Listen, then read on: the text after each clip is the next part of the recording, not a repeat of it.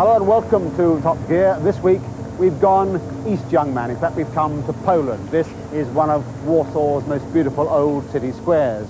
Now, of course, you can't mention Warsaw or Poland these days without recalling the drama, if you like, of the past 2 or 3 years. The rise and fall of solidarity, the imposition of martial law, the plunging of the Polish economy into crisis with this massive dollar debt to the West of $24 billion with diminishing ability to repay. So in a sense, the drama continues. Poland, if you like, is walking a tightrope. But even as it does so, life, of course, goes on. Buses and trams run, shops open, people get up in the morning to get their kids off to school and get themselves off to work. And we've come here specifically to look at a slice of Polish life going on.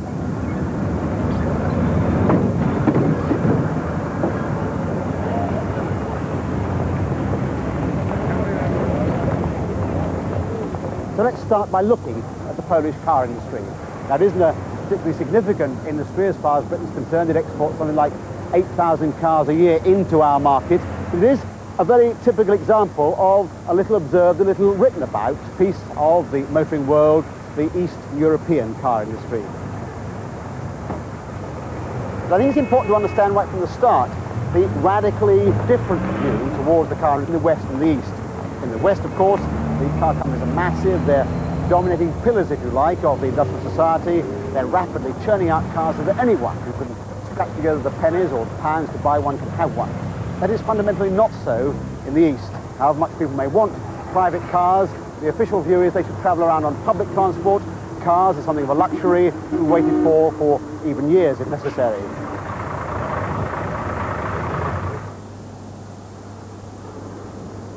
This is the FSO factory on the outskirts of Warsaw, one of 2 factories that really make up the Polish car industry. They employ about 12,000 people here. Their production is down to around 85,000 units a year. The name of the game in making cars is to sell them to the West to earn hard currency. And it's in that context we should see what's going on inside this factory. They make 2 basic cars here. One is a variation of the old Fiat 125, formerly called the Polski Fiat, now the FSO 1300 or 1500.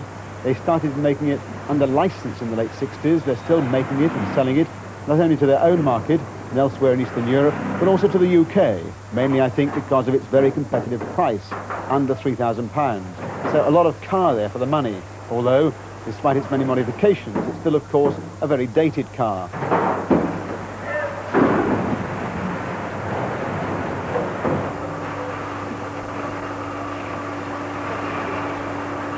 And then, since 1978, they've produced the Polonaise, which is really a smarter and more fashionable hatchback design, wrapped around essentially the same mechanicals, with a number of extras like electronic ignition and carburetor preheat to improve the performance and make it more attractive in the West.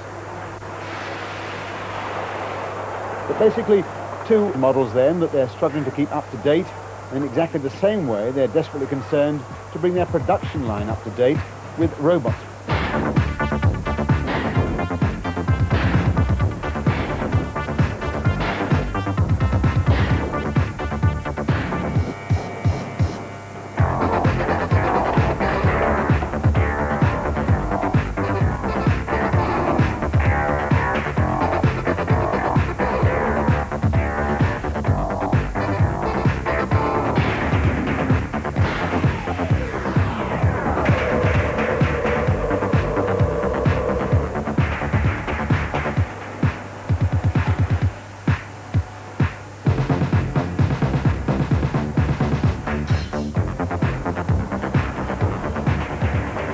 The Polonaise body construction line is largely automated with a system bought from the Italians about 7 years ago.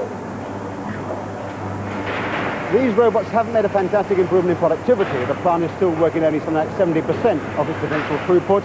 It still takes 51 hours to make a Polish car as opposed to around 25 hours for a Japanese one. Although that isn't as significant as it might at first seem, because wages here, of course, are still very low. The average worker here takes around 13,000 zlotys home a month, around £90, and they are in fact top of the heap in Poland. The real significance of the robots is they've enormously increased the reliability of the world, and that's important. They want to go on selling these cars in the West. This is another critical point in the production line where the engine meets the body shell. They're set up on what are called carousel units that are manoeuvred round, and then they're carefully hoisted up into position and bolted home, all in a matter of minutes. It's not the newest system in the world, but neither is it by any means the oldest. And many car workers in the UK would recognise this very system.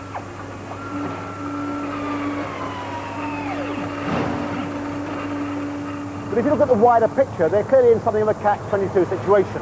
They desperately need a new model if they're going to expand or indeed retain their markets in the West. They also need a much wider plant modernisation programme, because really we've only shown you the best bits.